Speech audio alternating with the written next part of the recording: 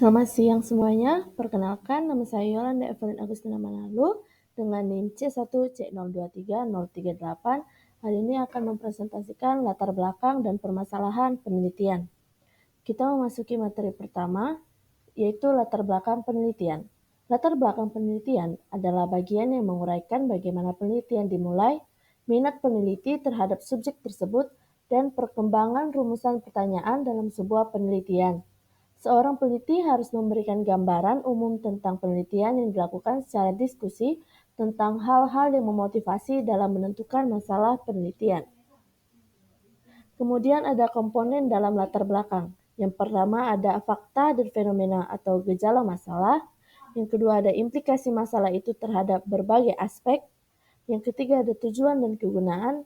Dan yang keempat ada pendekatan penelitian. Isi dari latar belakang penelitian ini sendiri mempertimbangkan atau alasan tentang penting, menarik, dan memungkinkan penelitian tersebut dilaksanakan. Karenanya, uraian mengenai latar belakang dari suatu penelitian, baik dalam usulan penelitian maupun dalam laporannya, memuat fakta-fakta, fenomena, masalah atau gejala-gejala atau kesenjangan antara yang seharusnya dengan realitas yang terjadi, yang jika dipandang dari sudut atau pendekatan tertentu, lalu menimbulkan hasrat ingin tahu dan mendorong dilakukannya kegiatan penelitian. Pola pengungkapan dalam latar belakang masalah dapat disajikan baik dalam pola deduktif maupun pola induktif. Pola induktif yaitu pola pengungkapan yang pembahasan yang dimulai dengan fakta, kemudian dilanjutkan dengan pandangan-pandangan yang mengarah pada satu pokok bahasan. Pola deduktif sendiri adalah pengungkapan yang dimulai dengan pola pikir atau pandangan-pandangan, dilanjutkan dengan penunjukan fakta-fakta. Masalah penelitian.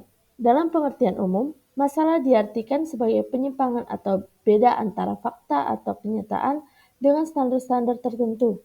Standar tertentu tersebut dapat merupakan teori, aturan, logika, kebiasaan, atau keharusan dalam penelitian. Ini maka masalah penelitian baru merupakan masalah objek. Bagi suatu penelitian, masalah adalah pertanyaan bagi peneliti yang ingin dicari jawabannya atau penyelesaiannya. Di sini berarti bahwa permasalahan dalam penelitian dapat dimulai oleh penyimpangan fakta. Kemudian ada perumusan masalah. Penentuan atau penetapan masalah penelitian merupakan proses awal dalam penelitian.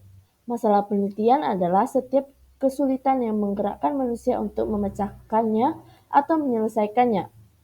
Masalah penelitian harus dirasakan sebagai suatu rintangan yang mesti dilalui oleh peneliti dengan jalan mengatasinya, bukan lari dari masalah. Bila kita akan mencari penyelesaian atau jawabannya serta dapat mengatasinya. Perumasan masalah sendiri menampakkan diri sebagai suatu tantangan, karena itu masalah penelitian yang benar-benar dipermasalahkan dalam penelitian memerlukan unsur-unsur yang menggerakkan kita untuk membahasnya.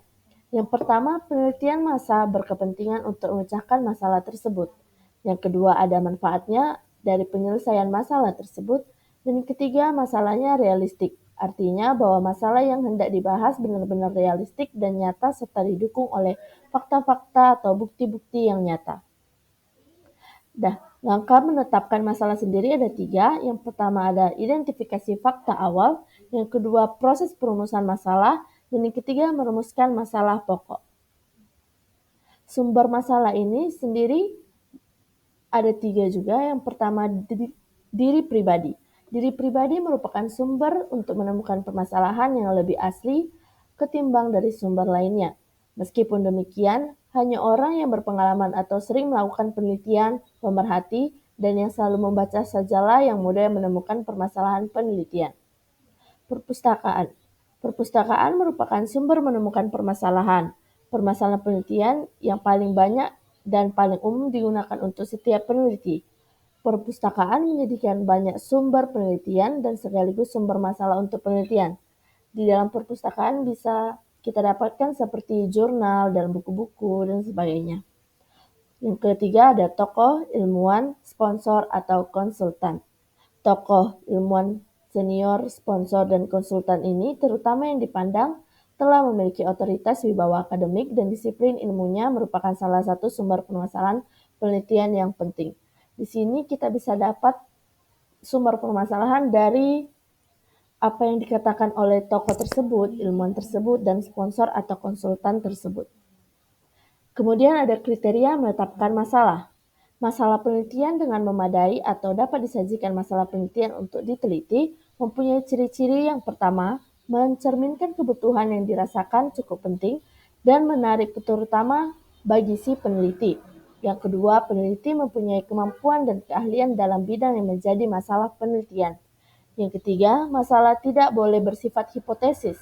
Yang keempat, masalah hendaknya mengarah pada hipotesis yang dapat diuji. Dan yang terakhir, harus relevan dengan topik penelitian atau judul penelitian, latar belakang, fakta yang ada, serta dapat dikerjakan atau diteliti. Kemudian, suatu masalah baru dapat dikatakan layak sebagai masalah peneliti bila masalah tersebut memenuhi kriteria yang pertama, masalah yang akan diteliti harus berguna baik kepentingan si peneliti atau bagi pengembangan ilmu pengetahuan dan atau bagi masyarakat umum.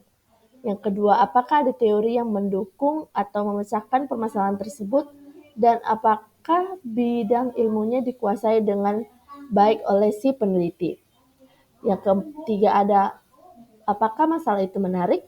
Yang keempat, apakah masalah tersebut memberikan sesuatu yang baru? Yang kelima, apakah untuk pemecahan masalah tersebut tersedia data yang cukup? Dan yang terakhir, apakah masalah tersebut jelas batas-batasnya? Suatu masalah yang dirumuskan terlalu umum dan luas tidak akan diperoleh jawaban secara sempurna. Dalam menentukan masalah, perlu pula diperhatikan hal-hal sebagai berikut. Yang pertama, masalah yang diteliti harus menunjukkan hubungan antara dua variabel atau lebih. Yang kedua, masalah harus dinyatakan dalam bentuk pertanyaan yang jelas dan tegas, bukan dalam bentuk pertanyaan yang meragukan. Dan yang terakhir, memungkinkan untuk diuji secara empiris. Sekian dari saya, kesimpulan dari presentasi kali ini, latar belakang penelitian merupakan bagian esensial yang menjelaskan bagaimana suatu peneliti dimulai, mengapa topik tersebut penting untuk diteliti, serta fenomena atau gejala yang mendasari penelitian tersebut. Latar belakang harus memuat fakta dan fenomena yang terjadi di lapangan. Implikasi dari permasalahan yang diteliti terhadap berbagai aspek, pendekatan penelitian yang digunakan, tujuan, dan manfaat penelitian yang akan dilakukan. Perumusan masalah sendiri merupakan tahap awal dalam penelitian yang bertujuan untuk mengidentifikasi dan menetapkan pertanyaan peneliti yang relevan. Masalah peneliti harus dapat dirasakan sebagai tantangan yang perlu dipecahkan oleh peneliti. Baiklah, sekian presentasi dari saya kali ini. Saya ucapkan terima kasih.